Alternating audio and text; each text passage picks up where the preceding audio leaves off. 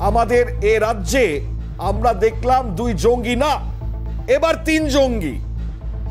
দুই নয় তিন, মোজাম্মেল আরো এক জঙ্গি যাকে গ্রেপ্তার করা হয়েছে আগেই, সেই মোজাম্মেল তিনি নাকিও বেঙ্গলে প্রবেশ করেছিলেন।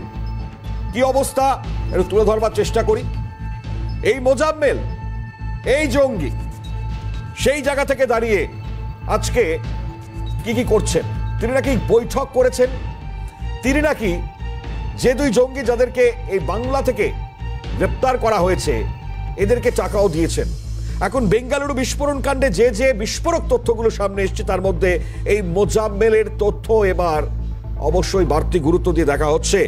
কারণ এই মহারাষ্ট্রে আধার কার্ড এবং দুটি কর্ণাটকের ভুয়ো আধার কার্ড সেটাই দুই জঙ্গি ব্যবহার করে। মোজাম্মেল শরীফ ধৃত দুই জঙ্গি তারা পুরুলিয়ায় বসেছে, তারা বৈঠক করেছে এবং এই মোজাম্মেল টাকা পয়সাও দিয়ে গিয়েছে এই দুই জঙ্গিকে। মমতা বন্দ্যোপাধ্যায় উস্কে দিয়েছিলেন না বাংলা সেফেস্ট। আমরা জানি না, আমাদের কাছে তো সব থেকে বড় লজ্জা যে আমাদের এই রাজ্যে জঙ্গিরা নিরাপদে ঘুরে বেড়ায়।